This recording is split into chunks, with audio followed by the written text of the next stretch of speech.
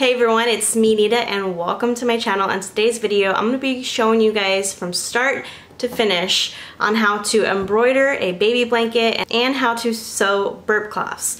So I'm going to be showing you guys from the very beginning on how to cut the fabric and how to edit the design on your computer and how to use the by 15 needle embroidery machine. So I'm super excited because so far I've only embroidered one blanket on my new embroidery machine. So I feel confident now using my multi-needle. So I'm going to be showing you guys how I use my by 15 needle machine and how I use it to embroider baby blankets. So let's go ahead and let's just head over to my fabric room and let's start cutting some fabric. So my fabric room does not have the best lighting in here, so I do apologize. So for the baby blanket, I'm going to be using just my quilting ruler and a rotary cutter. Make sure you have a nice sharp blade on there. Having a nice sharp blade really just makes cutting fabric a lot easier and also a lot safer too, because when you use a dull needle you can accidentally cut yourself, so just be very careful with this. And then for the burp cloths, I have this pattern that I got off Pinterest for free. I'll make sure and link that down below for you guys so you guys can snag a free burp cloth pattern. I'm going to be using flannel and minky for this baby blanket, so let me go ahead and pull my fabric really quick. Okay, so for this baby blanket, this is one of my most popular sizes. It's a 30 by 36 inch blanket. So right now I have a yard of fabric. You want to make sure whatever fabric you're using, you're focusing on the direction of the fabric, so that's really important when you're cutting your fabric. So this is 36 inches, actually 36.5 inches, because you want to have a ½ inch or ¼ inch seam allowance, which basically I just add a ½ inch to whatever I'm cutting. So I'm going to go ahead and open up the blanket because my blanket is 36 inches long, so I don't need to cut the fabric because I already have a yard. But my blanket is 30 inches wide. So I'm going to cut my fabric 30.5 inches. So I opened up my fabric and now I'm folding it in half. And I'm going to fold it in half again. This just makes cutting a lot easier and a lot more efficient. I'm going to go ahead and line up my fabric along one of these lines. I'm going to make sure that the whole thing is touching that line because you don't want your fabric to come out all wonky. So this blanket again is 30 inches by 36. So, and I'm going to make sure and add my seam allowance, which is going to be a ½ inch. So I'm going to cut 30.5 inches. So this leftover piece I'm actually going to use for the burp cloth. It's a perfect size. I actually have a bunch of these pieces laying around, so I'm going to be adding burp cloths to my Etsy, and I'm just going to be using a bunch of my scrap fabrics to make all the burp cloths. So that's why I'm showing you guys tonight, because I'm going to be adding a monster truck themed burp cloth to my Etsy shop. But anyways, I have my fabric cut on one side. What I like to do is just flip it over. Okay, so I'm making sure that my fabric is completely flush with the lines that are over here. And now I'm going to go ahead and just cut this little piece off. So I'm making sure my ruler is on the 30.5 inches mark, and I'm just going to cut that piece off. So I have my 30 by 36 inch piece. This is going to be the back of the quilt. Now I'm going to do the same thing for the minky fabric. So I actually get my minky fabric wholesale off Alibaba. So the minky fabric that I have, I believe it is 30 or 60 inches wide, so I'm able to get 2 baby blankets out of a yard of this minky, which is really nice. I do like to cut my minky a little bit longer than the actual fabric that I'm going to be using on the back, just because with minky fabric it shifts a lot, and to kind of help prevent it from getting all wonky and all crooked, I like to make sure that my minky is about 1 inch to 2 inches longer and wider, so that gives me enough room to play around with the blanket and make sure that it lines up completely straight. Alright, so I have my fabric. It's 36 inches, but I'm going to go ahead and scoot it down about 2 inches because, like I said, I want to make sure and cut my minky a little bit bigger than the top or the back fabric.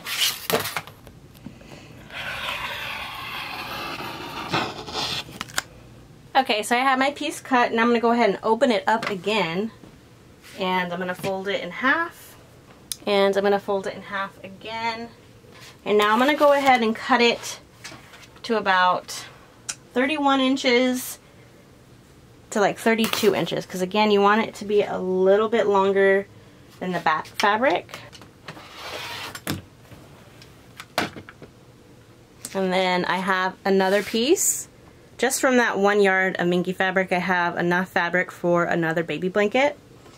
So I have my fabric all cut and ready. Now let's go ahead and cut this extra thing of flannel fabric, and I'm going to use this piece for the burp cloth. And I like to use these clear weights whenever I'm using patterns to cut out fabric. I got these off Amazon, and I do believe I have these linked down below.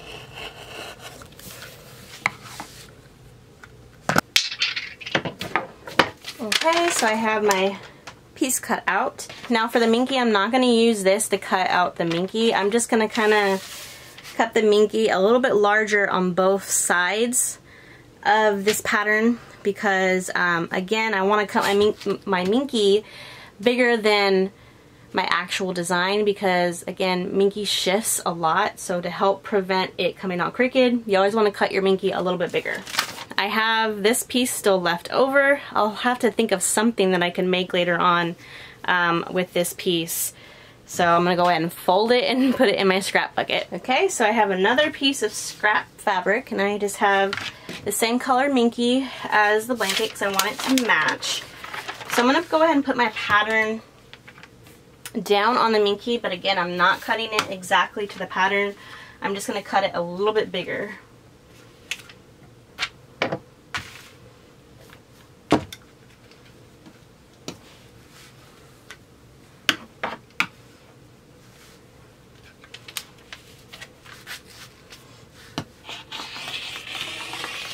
This doesn't have to be perfect or perfectly square or anything. You just, again, you just want it to be bigger than the actual pattern. Okay, so I have all my pieces cut and ready to go. So let's go ahead and head over to my computer and let's start editing the embroidery design. Okay, so I don't use Embrilliance. Currently I'm using Sew Up Pro. I'm thinking maybe eventually I might switch over to Embrilliance, but for right now, I'm just going to use the program that I already have. So I have Sew Up Pro. So I have my hoop that I'm going to be using, or my hoop size that I'm going to be using for this design. So I'm going to go ahead and make it a little bit smaller. So I have my monster truck embroidery design in a file. So basically what I like to do is just pick the size I want, I drag it and drop it. And for by multi-needles, you want to use a DST file. So when you use a DST file, it comes out much different looking, I guess, with like the colors and stuff. But the colors you don't really have to worry about because you're going to edit the colors on your embroidery machine. So just upload the design, and you can edit the colors if you want. I usually don't do that just because it's more time consuming. But I'm going to go ahead and move my design up. Now for the font, I'm going to do the same thing, the drag and drop. I know there might be an easier way, but I'm still a complete newbie when it comes to using Sew Up Pro. So I have all my embroidery designs, my font, all in a photo, or not in a photo, but in a file folder. So I'm going to go ahead and find the font that I use. I'm going to be using the font Pasta Salad for this, so I'm going to need to download the DST file. So I'm going to go ahead and download that. I'm going to shrink down my browser, and I'm just going to drag and drop it down to my desktop. And because this is a zipped file, we're going to have to unzip it. I'm going to go ahead and open up my font. I like to use between a 1 inch to 1.5 inch font size. It really just depends on the name and how many letters it has. For this name, luckily there's only I believe 5 letters, so I'm gonna go ahead and use 1.25. So I'm just gonna basically just click on the font or the letter and just drag it and drop it to Sew What Pro. I'm sure there's an easier way to do this, but this is how I do it, and this is basically just how I do it. This is the easiest for me. If you know of a simpler way, please go ahead and leave that down in the comments for me, because this is the way I do it, and if there's a more efficient way, I would love to learn it. But I'm going to go ahead and just drag and drop the rest of these letters. Now I'm going to go ahead and highlight all the letters. I'm going to go to Tools, and I'm going to align text, and I'm going to make sure and align the bottom. Just going to press OK, and now I'm just going to move the letters so I basically like how far apart they are. For this Y, I am going to lower it just a little. Okay, so I like how everything is placed. I'm going to go ahead and align the name so it's even and centered, and then I'm gonna go ahead and move the truck down. And I like to join thread colors so it joins like all the letters for the name, so I don't have to sit there and program each letter. I'll basically just have to program the name just once, and that's it. Alright, so now I'm gonna go ahead and save this design to my flash drive. So I'm gonna go to Save As. You can title it whatever you want. And you want to make sure you save it as a DST. It's labeled Tajima on this, and then I'm going to save it onto my flash drive. Okay, so now I'm going to go ahead and take my flash drive and upload my design to my embroidery machine. Okay, so I'm going to go ahead and upload the design. I'm going to go ahead and exit out of embroidery. I'm going to click on this little square down here. I'm going to click on this little flash drive right here, and then I'll be able to see my design. I'm gonna press OK and upload it. Okay, and now I'm gonna go back to this little floral design, and then you can see my design. It's right here. I'm gonna go ahead and click on it, press OK. Perfect. So you want to select your hoop size. I already have my design on the hoop that I'm going to use, so I'm going to press Edit, press OK. And now I'm going to go ahead and set all the thread colors. So when you look down here, you'll see 3 like little spools of thread. I'm going to click on that. And then you're going to see 1 through 24. So basically you're going to tell the machine for each step what thread color you want to use.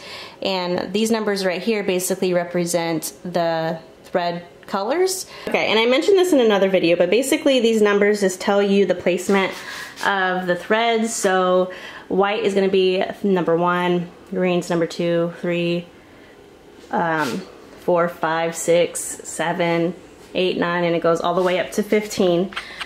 So I don't have like my thread colors like matching like to this with that, but I already know which thread colors are which, if that makes any sense. I don't know if I explained that correctly, but now basically I'm going to use all these steps and program the by machine to do the thread colors that I want.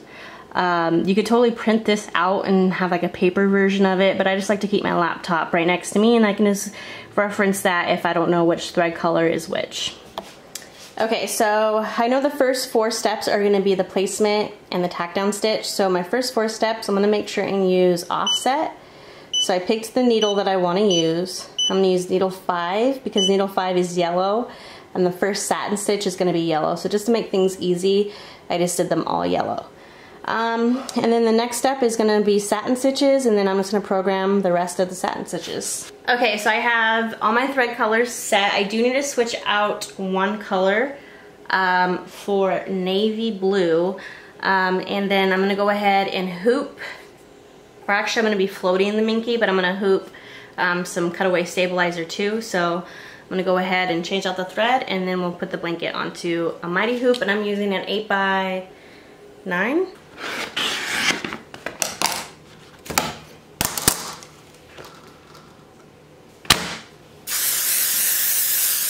I'm going to be using this 505 spray to spray the cutaway stabilizer, and I'm going to float the minky just because I've noticed whenever I hoop it, it kind of stretches out the fabric too much, and then the fabric tends to like bubble up a little bit, so I like to float my minky.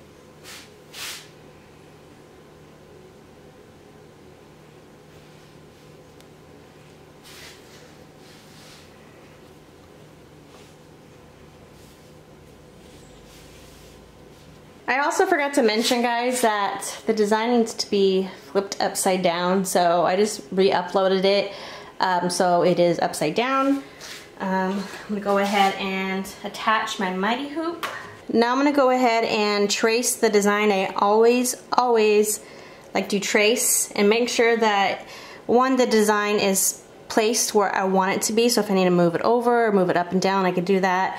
And then I also want to make sure that my needle does not hit the frame or the hoop. If a needle hits the hoop, it's not going to be a good time. So always double check. So I'm going to go ahead and press start set, or set start, and it's going to trace it.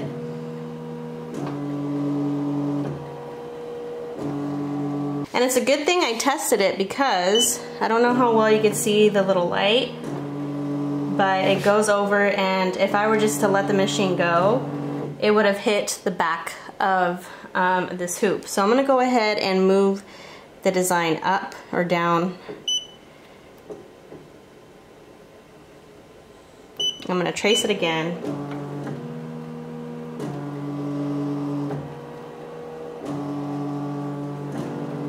Still a little too close to my liking, so I'm going to move it just a little bit more, trace it again. Okay, perfect.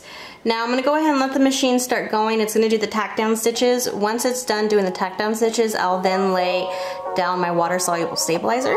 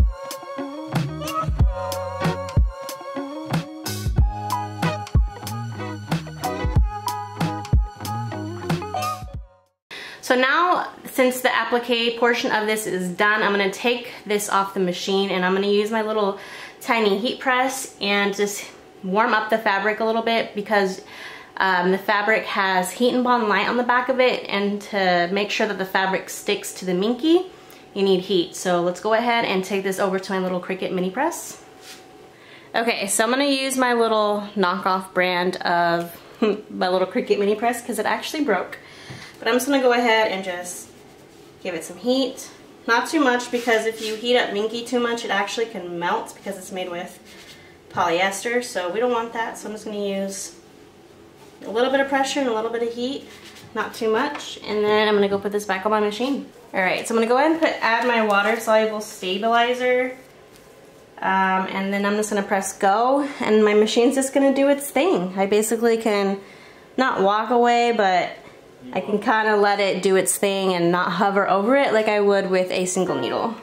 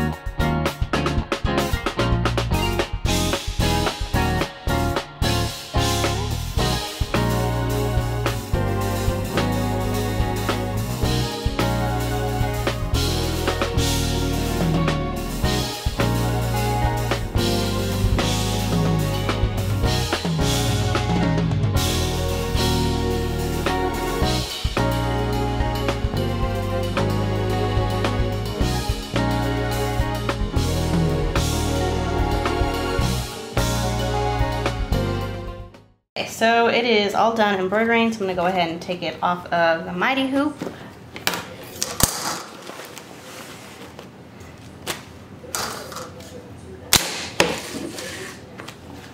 And then I'm just gonna cut off this extra cutaway stabilizer. It doesn't have to be perfect because it's gonna be hidden.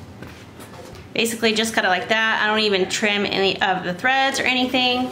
Now I'm gonna go ahead and just spread open the Minky and take off the water-soluble stabilizer. And I'm just using my little scissors to kind of pick out any of the leftover soluble stabilizer. Any of like the tiny pieces, I'm gonna spritz with water and use a little hand towel to get the rest of it out or off. Now if you don't know, you wanna use water-soluble stabilizer on Minky because Minky is pretty furry and you don't want any of that like furriness to pop through the stitches, and this water-soluble stabilizer kind of helps lay down those fibers and make sure that they don't pop through the stitches. And I just use a basic spray bottle with some water in it. I'm gonna spritz it. Okay, so basically now I'm gonna go ahead and just have my Minky laid out as completely flat as I can get it. And I'm gonna take my monster truck fabric and I'm going to spread it out onto the Minky fabric. I want my Minky to be on bottom and then my flannel fabric on top. And I'm gonna do it right sides together, so basically the print of the fabric is gonna be facing the same as the embroidery design. All right, so now I'm gonna use some needles. I like to use longer size needles, and I'm gonna use a ton of them. I'm gonna go ahead and show you how I use these pins to pin the blanket because, like I mentioned earlier, Minky shifts quite a bit, so you definitely do not wanna go skimpy on the needles. I actually do 2 rows of needles, and I like to pin towards me. And I like to have the pins kind of going all in the same direction because when I'm sewing, I want to be able to easily pull out the needles.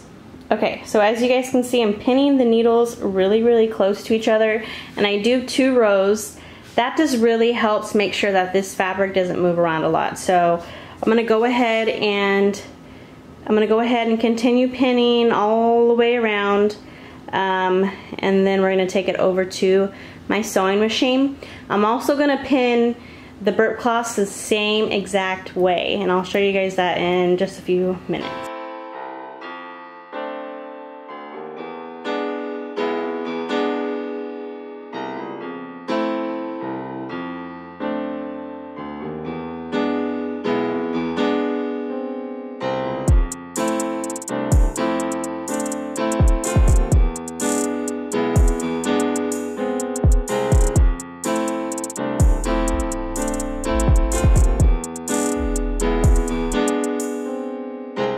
Okay, so for the burp cloth, I'm basically gonna do the same thing. I'm gonna lay down my minky, and I'm gonna lay down my flannel fabric. If you guys wanna see a tutorial on me embroidering burp cloths, leave a comment down below letting me know that you would wanna see that. I could easily embroider a burp cloth with a 4x4 hoop. So if you guys wanna see like another 4x4 hoop video, embroidering burp cloths, let me know down in the comments.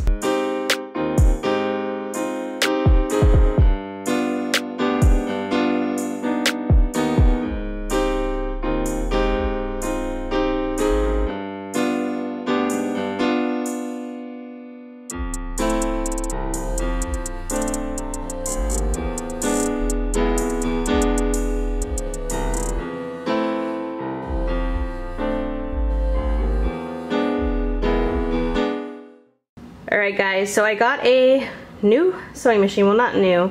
My niece actually let me have her old sewing machine, so I'm using this one for now, and I must say it is so nice having a sewing machine that actually works and doesn't constantly stall or like mess up.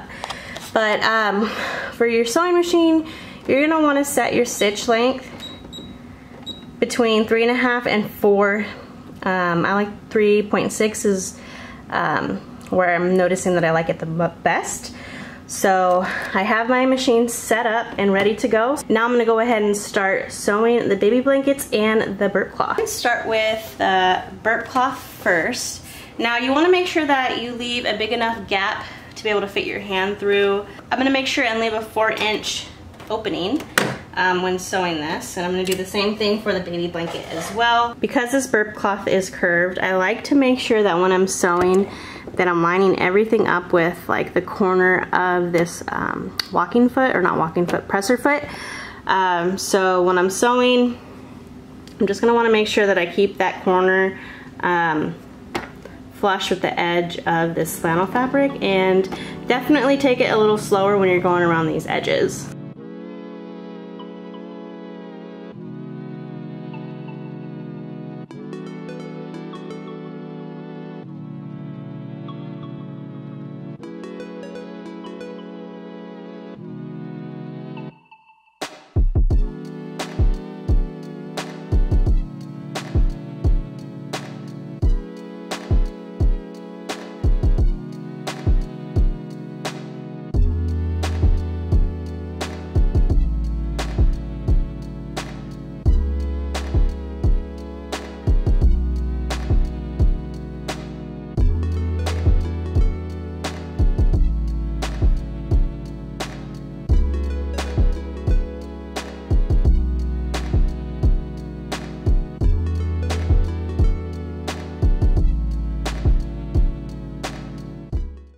So I made sure to leave an opening so my hand can fit through to be able to pull the burp cloth right sides out. I'm gonna make sure and remember to back stitch.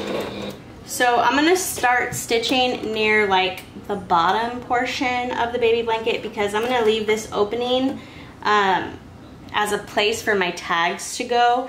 So I want my tags kind of lower towards the bottom of the blanket. So I'm just gonna make sure that I start stitching probably about 6 inches away from the bottom of the blanket. And I'm gonna make sure to back stitch.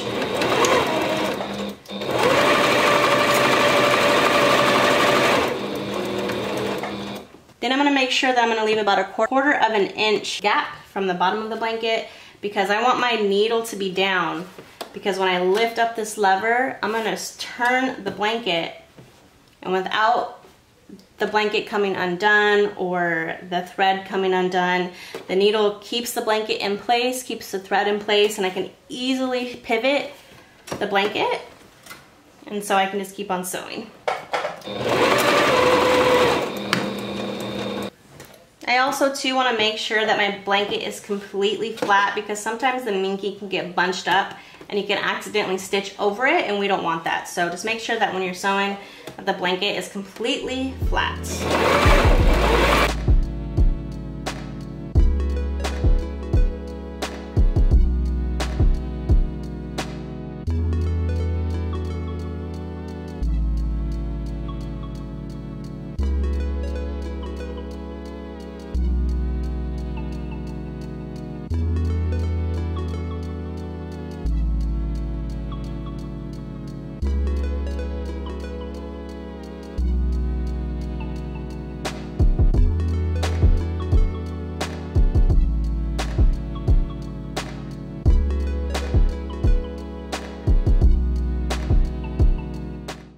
Okay, so now I'm gonna go ahead and trim off all this extra fabric, and I'm also gonna kind of trim off some of this flannel fabric too around the edges, because when I turn it right sides out, I don't want a lot of bunching around the corners, because then it won't make it perfectly round. And then for the opening, I'm gonna make sure and leave a little bit of extra minky. I'm gonna use that extra minky fabric to make sure that this opening is completely closed when I top stitch it.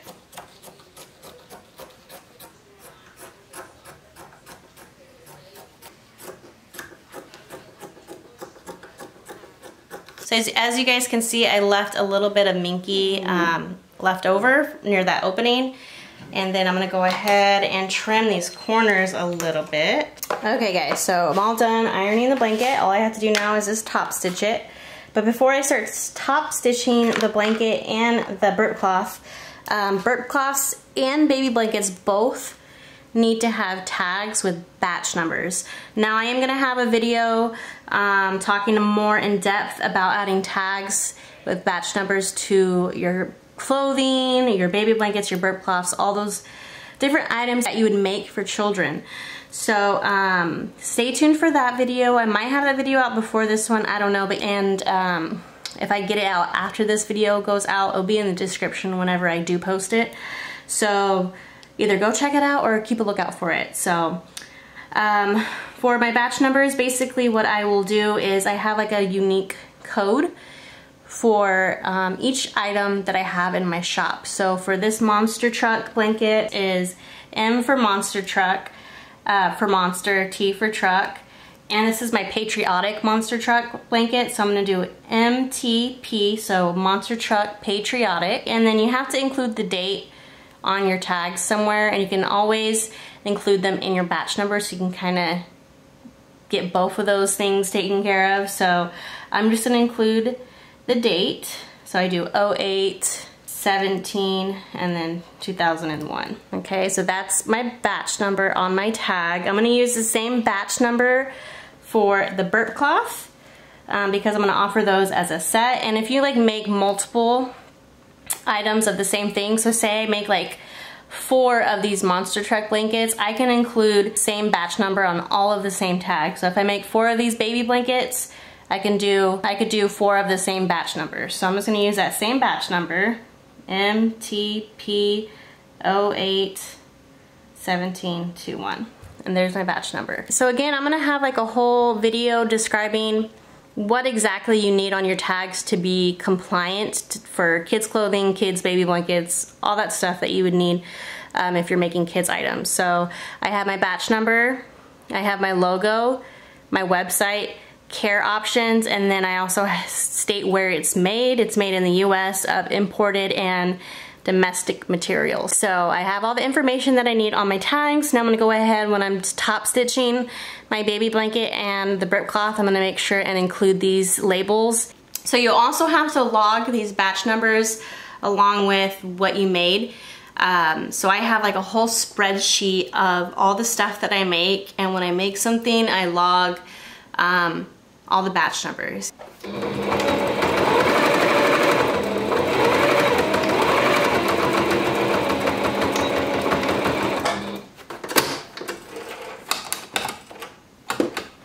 Okay, so that little opening, I have it closed. I like to tug on it, make sure the tag is sewn in properly. And now I'm gonna do 1/4 of an inch all the way around the burp cloth.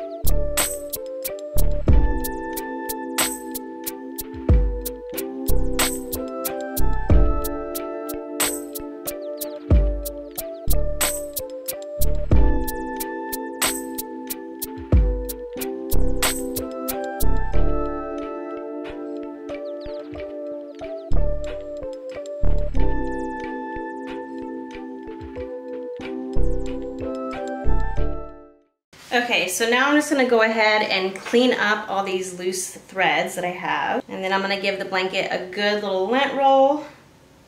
And then I'm gonna add another tag to this blanket, and I'll show you guys that in a second.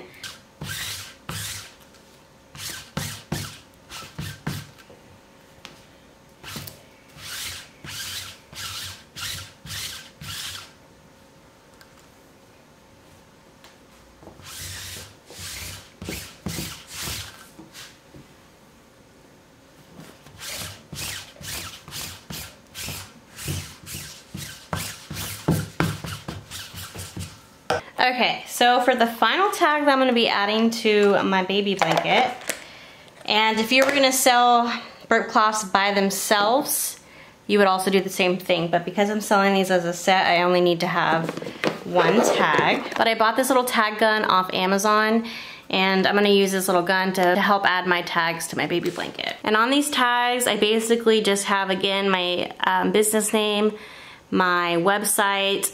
I added a title just for myself, and then you also want to include what the blanket is made of. So you need to include what materials or what type of fabric you use. So I use 100% cotton and 100% polyester. The cotton is for the flannel, and the polyester is for the minky. And then on here, I also like to include meets CPSC safety requirements. I just like having that on the tag, just so my customers know that the stuff that I create is compliant and safe for kids to use. But I'm gonna go ahead and add this tag now.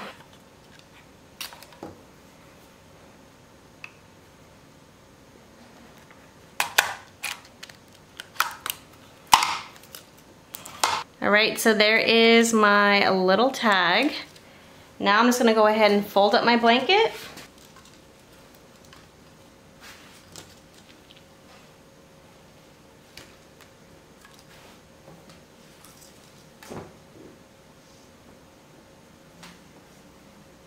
Alright guys, well, I am all done with these blankets. I'm gonna go ahead now and package these up and get them off to their new home.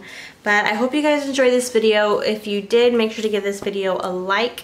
If you want to see me do a video on how to embroider burp cloths, make sure to leave a comment down below if you would like to see that. So don't forget to check out my video on how to become compliant with selling kids clothing or kids items, and also my tag video. So again, I hope you guys enjoyed this video, and I will see you guys next time. Bye.